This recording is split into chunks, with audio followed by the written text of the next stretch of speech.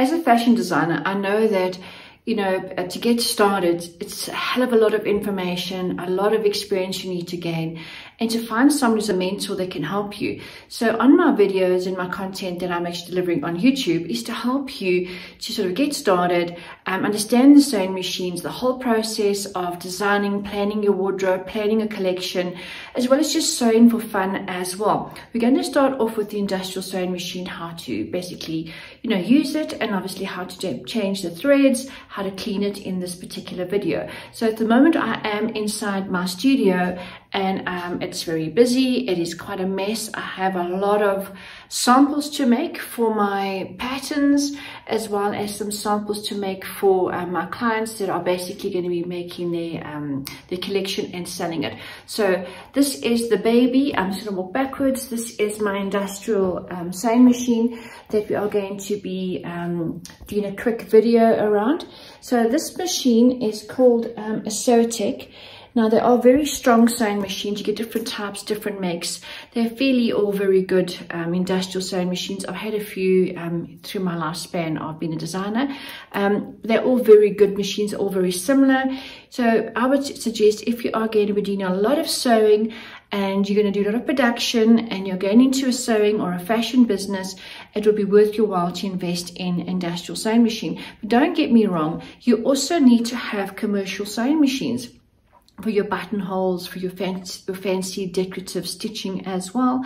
So don't disregard your commercial sewing machines as well.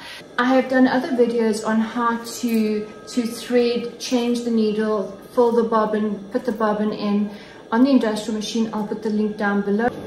Alright, so this is my beautiful industrial machine. It's come a long way with me. I just wanted to show you how to change a color thread with your existing thread through the machine. So all you would do is basically just change your cone, pull the thread through the top little ringlet, or see there's an opening for the thread to come up. Okay, so the view that you're seeing is my front garden. I actually have my studio in the front of my house. All right, so you're just going to do like a little knot. You can just snip off the length after the knot.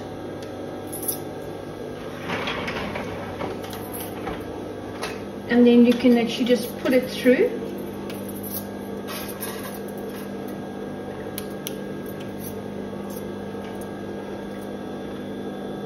Usually it will go through a lot easier.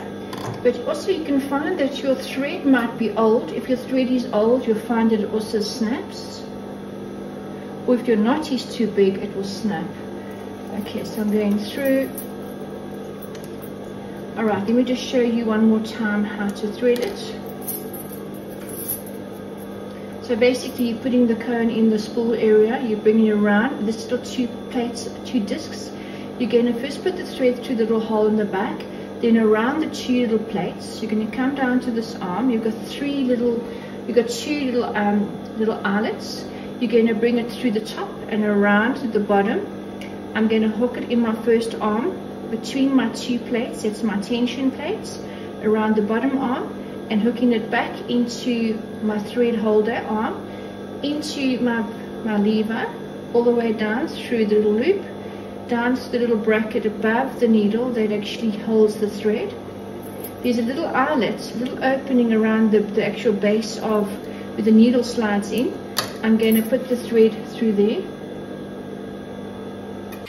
Being a fashion designer, I absolutely love creating new garments and new designs, and I would love to share more and more of, you know, designing, sewing, the business, sewing for fun, as well as, you know, turning this into an absolute business. If this is the kind of content that you absolutely enjoy, then please give me a thumbs up, you know, share, as well as press that subscribe button down below, so I know that I'm on the right track, that I can just give you more and more content all around the fashion and sewing world. Okay, so my bobbin is in the bobbin little casing. I'm now going to put it underneath into the bobbin bracket, which is basically underneath here. So what I'm doing now, I need to pull the the thread from the bottom. So here is my lever. So I'm going to just lift my sewing foot with my lever with my right leg. I'm going to hold the thread with my left. I'm going to turn with the dial on my far right hand side and just turn it and pull the thread up.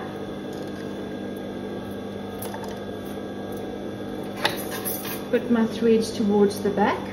My tension dial, I normally have it on between 3.5 and 4. I don't like my stitching to be too tight. I've got a size 18 needle in at the moment.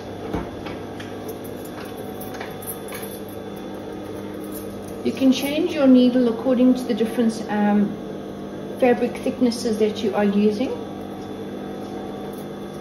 So I'm just going to sew this little top.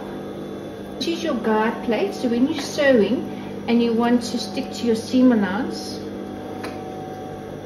there we can see it's 1.5, because that's what most commercial patterns require. So I know that I need to keep it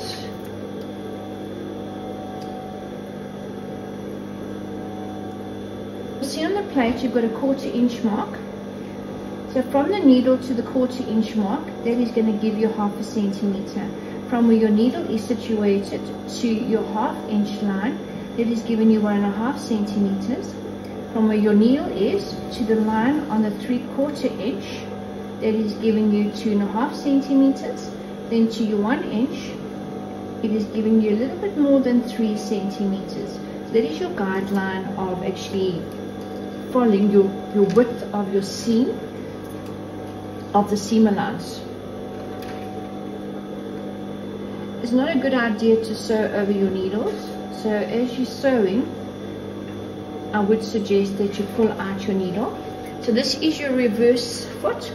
So I'm going to do a few stitches and I'm going to press it down, my lever, that's reverse. Take my needle out, my pin out as I'm sewing along.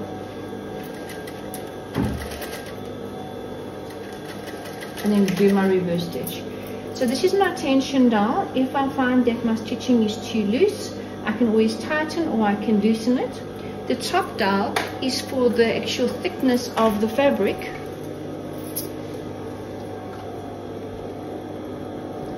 So this dial over here, so you can actually bring it in. The fabric is very very flat, and if your fabric is very thick, you can actually lift it up. At the bottom of your foot, you'll see this helps to also pull with the tension. So this is your feeder foot at the bottom. So with your feeder foot, if you feel that it's gone down too much, you can actually open up the 2 little screws over here, open up the plate and lift up that little foot.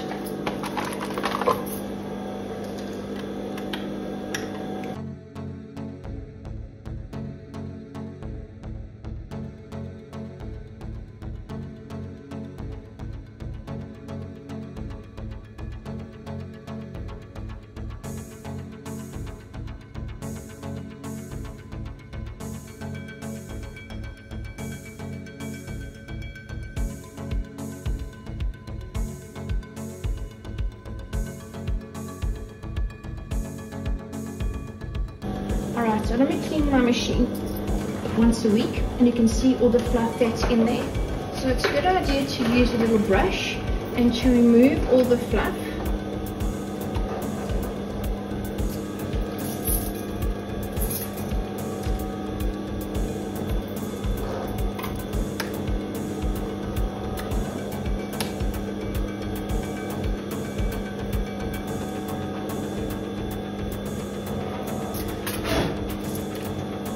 So there you'll see there are 2 smaller screws. You can actually loosen them, and depending on how tight you make it, the flatter the actual little feeder foot will be. If you make it a little bit looser, it actually lifts up. So it's a good idea to give this a good clean. This was overdue. I'm just going to put it back.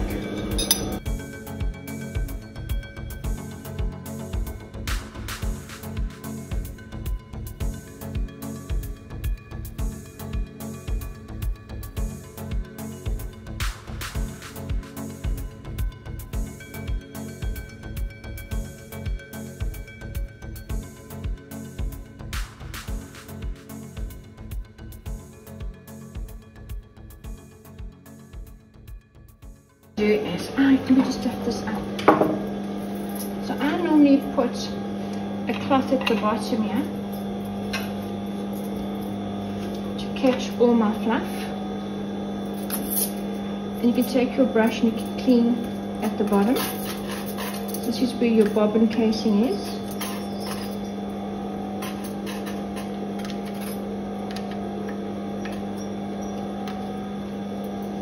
You can also check your oil level. It tells you whether it's high or low. Okay, I'm going to put a piece of cloth in at the bottom. Okay. Alright, let me just show you how to change your foot. So I have got different zip foots. I have a right and a left. I have got a piping foot, Teflon foot. There's two.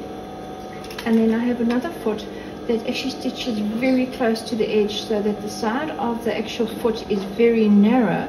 So I can also stitch quite close to an edge. Let's say I want to do sort of edge stitching. Screw. So you're just going to make sure your foot's off your pedal at the bottom, because you might just rest your foot on the pedal and you're going to be stitching and your hand is close by to your needle.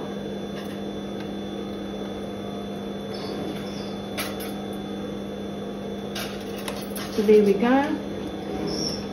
So with the industrial machine, the needle does not move to the right or to the left hand side. It is stationary. You can't adjust it. With my particular industrial machine, there's no zigzagging, it's only a straight stitch. And regarding the bobbins as well, you can't just use any bobbin on your machine. You've got to make sure that it fits perfectly into the actual casing of the bobbin casing. It can't be, if you have a look at this one is much higher than, see, it's much higher than this one. This one won't fit. You need to have the right bobbins for your sewing. And of course the most important thing is you switch it on and off. The green button's on and the red is off, as easy as that. You can always just check your tension. So my tension looks good. So industrial sewing machine definitely is a heavy duty machine. It takes a lot of endurance. You can do a lot of sewing with it. I do a lot of samples, a lot of orders. So I found this machine works fantastic for me, and also it's extremely fast, which I absolutely appreciate.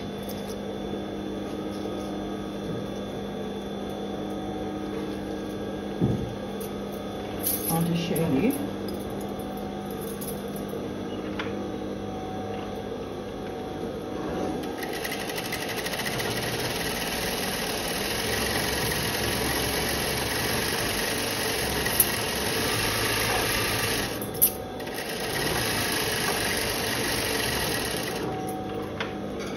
You definitely save time working with an industrial machine.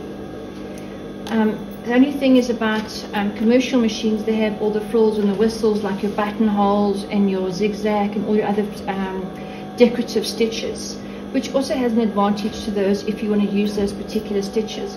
But for straight stitching, this is perfect. And I have an overlocker, my brother overlocker, and that's basically what I use over and over. And of course I have my brother A16, which I use for buttonholes. Well, I hope that helped you just to understand how to sew with the industrial sewing machine. It is very similar to a normal commercial machine. The only difference is it's very big, it's on a big table, and it's so fast, so it might be a bit intimidating for you. But take your time, go very slow, and obviously when you are sewing, you are adjusting the pedal by your foot. If you look at the bottom, there is your pedal. So you are going to put your foot on the bottom, your heels at the bottom, and your toes are basically on the front. So this is where you're going to be maneuvering.